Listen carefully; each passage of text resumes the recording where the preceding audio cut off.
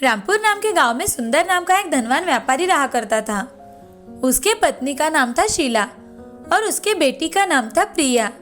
प्रिया दिखने में जितनी सुंदर थी उतनी ही स्वभाव से अच्छी थी। प्रिया के सहेली का नाम था सुहानी। सुहानी माली की बेटी थी। वो बहुत ही मेहनती लड़की थी।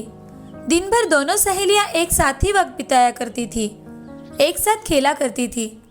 एक दिन सुहानी की तबीयत अचानक से खराब होने के कारण वो स्कूल में नहीं गई। इसीलिए प्रिया भी स्कूल में नहीं जाना चाहती थी। प्रिया मन ही मन अपने माँ पिताजी से झूठ बोलने का सोचती है। वह झूठ मूठ का पेट दर्द का नाटक करने लगती है। प्रिया अपनी माँ शीला से, माँ, मेरे पेट में बहुत दर्द हो रहा है। क्या हुआ मेरी बच्ची को? पेट में ऐसे अचानक से दर्द कैसे शुरू हो गया? चलो तुम्हें अस्पताल लेकर जाती हूँ। नहीं माँ, मुझे स्कूल में जाना है। अस्पताल में बाद में जाएंगे। आज तुम स्कूल में मत जाओ, घर पर ही थोड़ा आराम कर लो। ठीक है माँ। प्रिया तुम आराम करो, मैं तुम्हारे लिए सूप और दवाई लेकर आती हूँ। जी माँ। ऐसा कहकर शीला प्रिया के लिए सूप लेने चली जाती है। तभी प्रिया अपने आप से, मैंने आज मेरी माँ से झूठ बोलकर अच्छा नहीं किया, मगर इस झूठ से मुझे कितनी खुशी मिली है। मुझे आज पूरा दिन आराम करने को मिला, ऊपर से पढ़ाई का टेंशन भी नहीं। ऐसा सोचकर प्रिया पूरा दिन आराम करती है। उस दिन से प्रिया को जैसे झूठ बोलने की आदत पड़ गई। वो हमेशा झूठ बोला करती थी। उसके झूठ के कारण बहुत लोगों को तकलीफ हुआ करती थी, मगर उसे कोई फर्क नहीं पड़ता था। एक दिन प्रिया गार्डन में घूम रही थी, तभी उसका पैर कीचड़ में चला गया। तो प्रिया माली से, तुम्हें दिखाई नहीं देता? यहाँ कीचड़ जमा हुआ है, पहले इसे साफ करो। तुम तो कुछ काम के ही नहीं हो। ऐसा कहकर प्रिया गुस्से से अपने पिताजी के पास चली जाती है और सुंदर से, पिताजी देखिए तो, इस माली ने गार्डन में कितनी गंदगी फैला कर रखी है। बेटी, माली चाचा हमारे बहुत पुराने और बहुत वफादार है। उनके वजह से ही तो हमारी बाग इतनी अच्छी रहती है। ये आज से यहाँ काम नहीं करेंगे, इन्हें निकाल दीजिए पिताजी। प्रिया की बातें सुनकर सुंदर बहुत दुखी होता है, क्योंकि माली उनके बहुत पुराने और वफादार नौकर थे। तभी सुंदर माली से, माली चाचा, आज से आप हमारे खेतों का काम देख लीजिए, बाग का काम कोई और देख लेगा। जैसा आप कहे मालिक। ऐसा कहकर माली वहां से चला जाता है। प्रिया उसके स्वभाव के विपरीत ही वर्तन किया करती थी। जैसे जैसे प्रिया बढ़ने लगी, वैसे वैसे उसकी झूठ बोलने की आदत भी बढ़ती गई। उसे हमेशा से लगता था कि वो झूठ बोलने के कारण ही उसकी सारी इच्छाएं पूरी हो जाती है। एक दिन सुंदर को प्रिया हमेशा दूसरों से झूठ बोलती है, ये बात पता चलती है। ये सुन सुंदर और शीला बहुत दुखी हो जाते हैं। सुंदर शीला से, शीला, प्रिया ऐसे ही हमेशा झूठ बोलती रही तो उसका क्या होगा? ये इतना बड़ा कारोबार कैसे संभाल पाएगी? जी, मुझे भी यही चिंता खाए जा रही है। शीला, मुझे लगता है हमें प्रिया को थोड़ा समय देना चाहिए। क्या पता इस थोड़े समय में उसके स्वभाव में बदलाव आ जाए। हाँ, ये आपका अच्छा विचार है, हम ऐसा ही करेंगे। ऐसा कहकर शीला और सुंदर प्रिया को थोड़ा समय देने का सोचते हैं। ऐसे ही कुछ वक्त बीत जाता है, मगर प्रिया के स्वभाव में थोड़ा भी परिवर्तन नहीं आता। ये देख सुंदर चिंतित रहने लगता है। तभी वो एक फैसला लेता है और अपने खास आदमियों को बुलाकर उनसे, मेरे साथियों, मेरा कारोबार बहुत बड़ा है, ये सब आप जानते हैं, और मुझे अब ये संभालने के लिए कोई नौजवान चाहिए, और मैं ये चाहता हूँ कि वो नौजवान आप में से ही हो। सेठ जी, आपका इतना बड़ा कारोबार संभालने के लिए आपकी बेटी तो है ना? वो तो है ही, मगर हमारी बेटी की तो हमें शादी भी करनी है। जो कोई काबिल इंसान होगा वो इस संपत्ति का समान हिस्सेदार होगा, और उसी से हमारी बेटी शादी करेगी। मगर सेठ जी, आपका दामाद होने के लिए लड़के में क्या गुण होने चाहिए? लड़का नेक दिल और ईमानदार होना चाहिए, और वो सच्चाई की राह पर भी चलने वाला चाहिए। जब भी मुझे कोई ऐसा लड़का लगा, मैं उसी से मेरी बेटी की शादी करवा दूंगा। सुंदर की सारी बातें सुनकर लोग एक दूसरे की ओर देखने लगते हैं। तभी उनमें से 5 नौजवान सामने आ जाते हैं और वो 5 नौजवान सुंदर से, हमें आपकी शर्त मंजूर है। आपको अगर शर्त मंजूर है तो ठीक है, आपकी सच्चाई और ईमानदारी ही आपको आगे लेकर जाएगी। ऐसा कहकर सुंदर वहां से चला जाता है। कुछ दिन बीत जाने के बाद वो पांचों नौजवानों को बुलवाता है और सबका काम देखकर उनमें से शिवा को रुकने के लिए कहता है। तभी सुंदर शिवा से, शिवा, मैं तुम पर बहुत बड़ी जिम्मेदारी डालने वाला हूँ। कौन सी जिम्मेदारी सेठ जी? शिवा, मेरी बेटी प्रिया बहुत ही अच्छी और साफ दिल की है, मगर उसे बचपन से ही झूठ बोलने की आदत है। अगर तुम उसकी ये आदत छुड़ा सके तो मैं तुरंत तुम्हारी शादी प्रिया से कर दूंगा। सेठ जी, मैं प्रिया की झूठ बोलने की आदत कैसे छुड़ा पाऊंगा? मुझे तो कुछ समझ में नहीं आ रहा। शिवा, ये कार्य तुम एक चुनौती समझ कर ले लो। सेठ जी, मुझे सोचने के लिए एक दिन का वक्त दीजिए। ठीक है शिवा, मैं तुम्हें एक दिन का समय देता हूँ। धन्यवाद सेठ जी। शिवा पैसों से गरीब था, लेकिन बहुत ही ज्यादा होशियार था। उसकी होशियारी और सूझबूझ की वजह से ही उसे एक बड़ा स्थान मिला था। सेठ जी की सारी बातें सोचते सोचते शिवा घर की ओर जाता है। तभी उसे रास्ते में एक साधु बाबा पेड़ के नीचे बैठे दिखाई देते हैं। शिवा बाबा के पास जाकर, प्रणाम बाबा। कल्याण भववत्स, तुम चिंता में दिखाई दे रहे हो, कोई समस्या है? बाबा, मैं यहाँ एक बड़े सेठ जी के यहाँ काम करता हूँ। उन्होंने लोगों की काबिलियत पर ही उन्हें काम दिया है और अब सेठ जी चाहते हैं कि उनकी बेटी की शादी हो जाए, लेकिन उनको लड़का सच्चाई की राह पर चलने वाला चाहिए। तो फिर समस्या क्या है वत्स? बाबा, सेठ जी की लड़की बचपन से ही झूठ बोलती है और उसकी ये आदत जो नौजवान छुड़वाएगा उससे ही सेठ जी अपनी लड़की की शादी करवा देंगे। साधु बाबा अपनी आंखें बंद करके मंत्र का पठन करते हैं और थोड़ी ही देर बाद आंख खुलते हैं। वो शिवा से, शिवा, ये लो, ये सच्चाई के झरने का जल है। ये जल बहुत ही अद्भुत है। ये जल तुम सेठ जी की लड़की को पिलाओ, वो आजीवन कभी भी झूठ नहीं बोलेगी। धन्यवाद बाबा। साधु बाबा शिवा के हाथों में कमंडलू रख देते हैं। शिवा साधु बाबा का आशीर्वाद लेकर वहां से चला जाता है। अगले ही दिन शिवा सुंदर सेठ जी के यहाँ जाता है और सेठ जी से, सेठ जी, मुझे प्रिया से बात करनी है। ठीक है शिवा, तुम जाओ और प्रिया से मिलकर आओ। प्रिया अपने कमरे में बैठी होती है। तभी शिवा उसके पास जाकर, प्रिया जी नमस्ते, मैं शिवा हूँ, मुझे आपसे कुछ बात करनी है। हाँ कहिए। आपके पिताजी ने मुझे बताया कि आप हमेशा झूठ बोलती है, क्या ये सच है?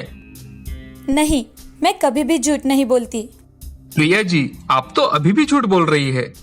एक झूठ छुपाने के लिए इंसान को बहुत झूठ बोलने पड़ते हैं। शिवा प्रिया को सच्चाई के झरने का जल देता है और उनसे, अच्छा प्रिया जी, अगर मैंने दिया हुआ जल अगर आपने पी लिया तो आप आजीवन झूठ नहीं बोल सकती। ऐसा कभी होता है क्या? यह सब झूठ होता है।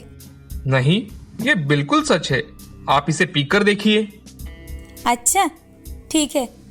ऐसा कहकर प्रिया सच्चाई के झरने का जल पी लेती है और शिवा से, देखो कुछ हुआ है क्या?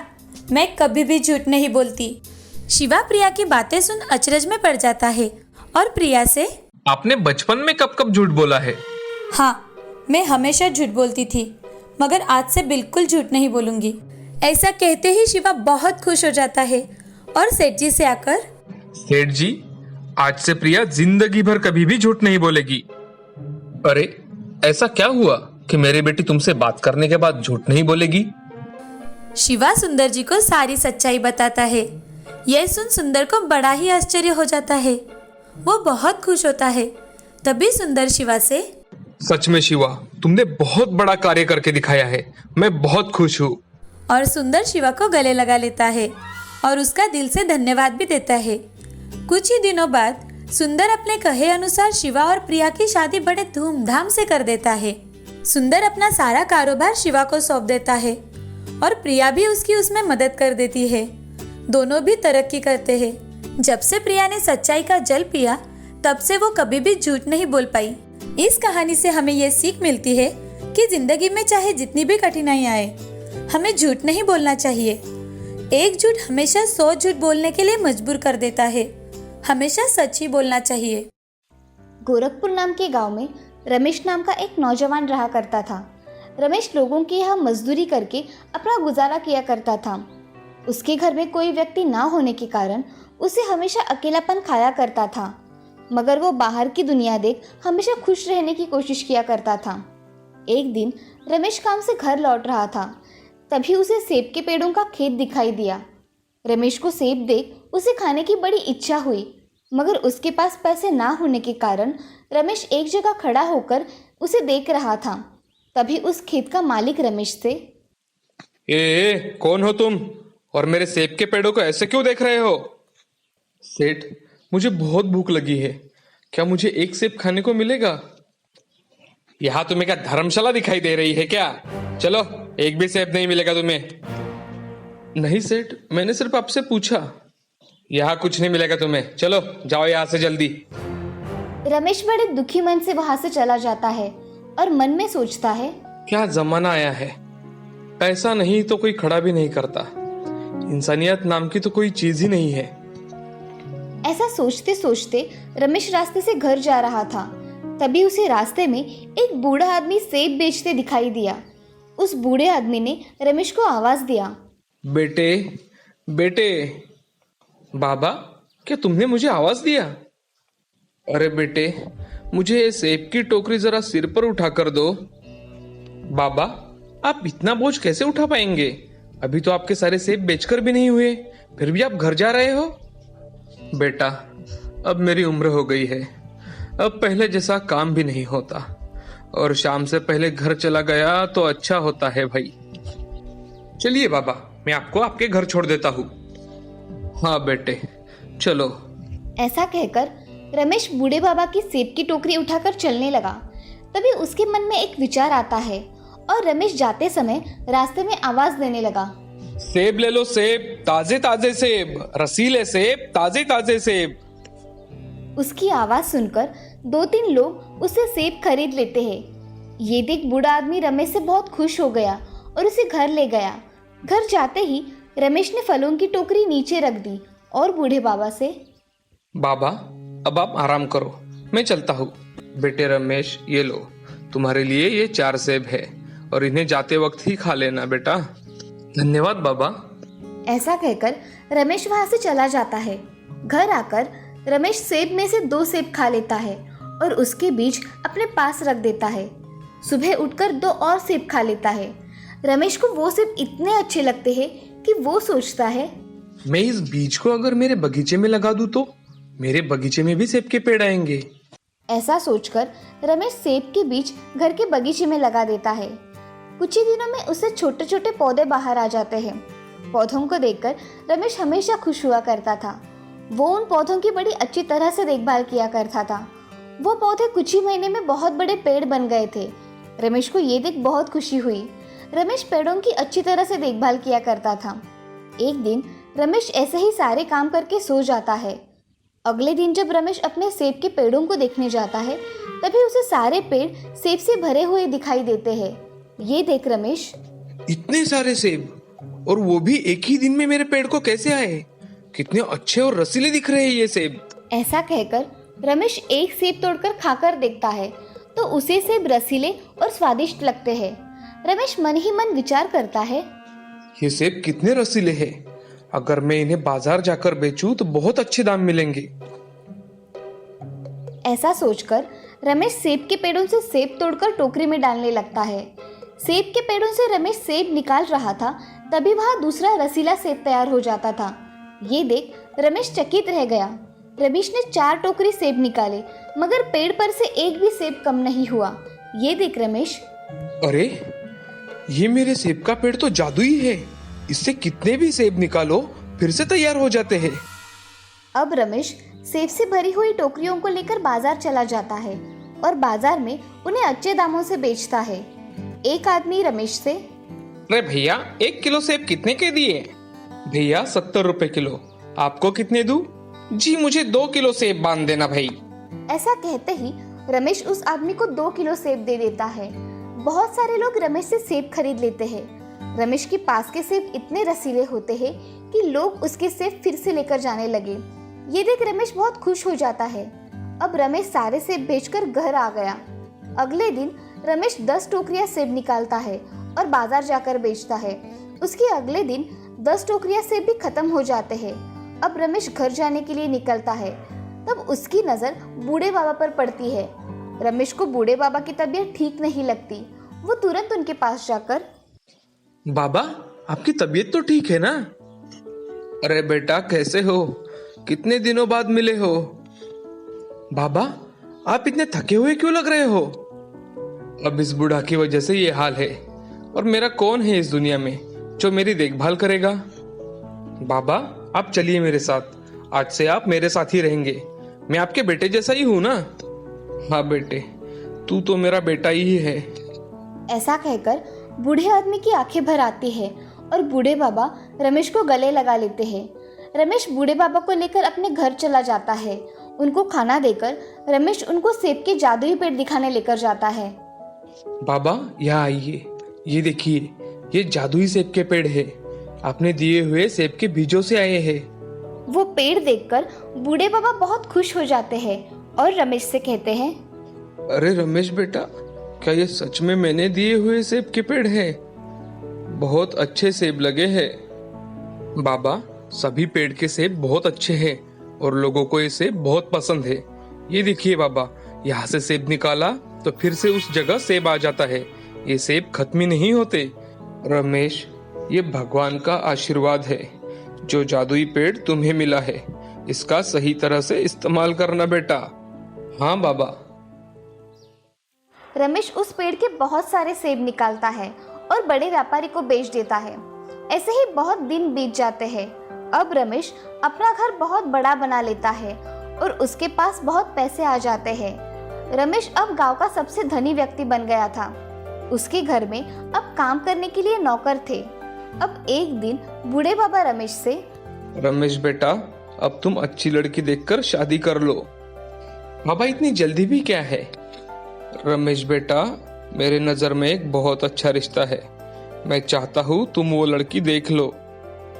ठीक है बाबा, आप कहते हैं तो मैं जरूर देख लूंगा। ऐसा कहकर रमेश अगले दिन उस लड़की को देखने चला जाता है। रमेश को लड़की बहुत पसंद आ जाती है। कुछ ही दिनों में रमेश की शादी सुधा नाम की लड़की से हो जाती है। सुधा शांत स्वभाव की होने के कारण वो अच्छी तरह से घर संभाला करती थी। अब रमेश, बूढ़े बाबा और सुधा खुशी खुशी रहा करते थे। रमेश जादुई सेब के पेड़ की सहायता से गांव के गरीब लोगों की मदद किया करता था। इस कहानी से हमें ये सीख मिलती है कि जिंदगी में अच्छे कर्म करने चाहिए, कभी भी किसी का अपमान नहीं करना चाहिए, हमेशा दूसरों की मदद करनी चाहिए। एक समय की बात है। रामपुर नाम के गांव में एक मजदूर रवि अपनी पत्नी शारदा और 2 बच्चों के साथ रहता था। उसके बच्चों का नाम था साइली और सारंग। रवि बहुत ही गरीब इंसान था। वो हर दिन मजदूरी करने लोगों के खेतों में जाता था और बहुत मेहनत करके कुछ ना कुछ कमा लाता, जिससे उसका घर चलता था। एक दिन रवि अपने पूरे हफ्ते की मजदूरी लेकर घर चला आता है और शारदा से, शारदा, ये लो 600 रुपये साइली और मयूर की फीस के लिए। बाबा, आप इतनी मेहनत करते हो, आज फिर से आप आपके लिए बनियान नहीं लाए और हमारे स्कूल की फीस दे दी। अपने लिए भी कुछ लिया करो बाबा। अरे कोई बात नहीं, मुझे पता था ये अपने लिए कुछ भी नहीं लाएंगे। मैं इनके लिए नई बनियान लेकर आई हूँ। अरे ये क्या बात हुई शारदा, मेरे लिए नए बनियान लाने की क्या ज़रूरत थी? उससे अच्छा तुम बच्चों के लिए कुछ लेकर आती। जी कल रक्षाबंधन है तो साइली को राखी चाहिए थी, तो मैं बाजार राखी लेने गई थी तो आपके लिए नई बनियान भी लेकर आई। कितने फटे हैं देखो आपके बनियान। अब कल ये नए पहन के जाना। हाँ बाबा, जरा अपना भी ख्याल रखा करो। साइली बिटिया, पढ़ाई बहुत ज़रूरी है। तुम लोग अच्छे से पढ़ाई करो और आगे बढ़ो, नहीं तो मेरे जैसी मजदूरी करनी पड़ेगी। विद्या इंसान के जीवन में बहुत काम आती है बेटी। हाँ बाबा, हम दोनों बहुत अच्छे से पढ़ाई करेंगे, लेकिन आप अपना भी ख्याल रखिए। हाँ बेटी, चलो अब अपनी पढ़ाई करने बैठो तुम दोनों। जी बाबा। अगले दिन रवि और कुछ लोग काम के सिलसिले में शहर जाते हैं। काम खत्म कर उन लोगों को घर आने में बहुत देर हो जाती है। रवि और उसके साथी रास्ते से घर लौट ही रहे थे, तभी उन्हें रास्ते में एक औरत की चिल्लाने की आवाज़ आती है। रवि और उनके साथी उस आवाज़ की ओर दौड़ कर जाते हैं और देखते हैं तो 2-3 गुंडे एक कार को घेरकर एक औरत के साथ ज़बरदस्ती करने की कोशिश कर रहे थे। उस औरत के साथ एक छोटा बच्चा भी था जो ये सब देखकर बहुत रो रहा था। रवि जल्द ही दौड़कर उन गुंडों के पास जाता है और उन्हें मारने लगता है। वो 3 बदमाश बाकी लोगों को उनकी ओर आते देख वहां से दुम दबाकर भाग जाते हैं। बहन जी, आप इतनी रात गए इस सुनसान रास्ते पर क्या कर रही थी? यहाँ रात के समय हमेशा खतरा रहता है, क्या आपको पता नहीं? और आपके साथ कोई बड़ा आदमी भी नहीं है। यहाँ अक्सर चोर उचक्कों का खतरा रहता है। अच्छा हुआ हमें शहर से आने में देर हो गई और आप हमें दिखाई दी, नहीं तो क्या होता भगवान जाने। चलो आप मेरे घर चलो, यहाँ इतनी रात से सफ़र करना अच्छा नहीं है। भाई साहब, मैं शहर में रहती हूँ। मेरा नाम कल्पना है। मेरे पति बहुत बीमार है, इसीलिए मैं आज यहाँ ज़मीन के काम के सिलसिले में आई थी। सोचा था काम जल्दी ख़त्म कर यहाँ से चली जाऊँगी, लेकिन मेरी कार रास्ते में ही पंक्चर हो गई और मैंने कुछ लोगों से मदद मांगी तो वो लोग मेरे साथ बदतमीज़ी करने लगे। अच्छा हुआ आप यहाँ आए और मेरी जान बचाई। मैं आपका ये एहसान कभी नहीं भूलूंगी। बहन जी, ऐसी कोई बात नहीं है। लाओ, मैं आपके कार का टायर बदल कर देता हूँ। रवि कल्पना की कार का टायर बदल देता है और उसे अपने साथ अपने घर आने को कहता है। लेकिन कल्पना उसके पति बहुत बीमार है और उनका ख्याल रखने वाला उसके सिवा कोई नहीं है, ये सब रवि को बताती है और वहाँ से निकालने की तैयारी करती है।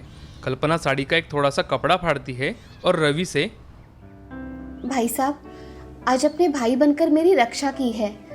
इस वक्त राखी तो नहीं है मेरे पास, लेकिन मैं ये साड़ी का टुकड़ा बांधकर आज से आपको अपना भाई मानती हूँ।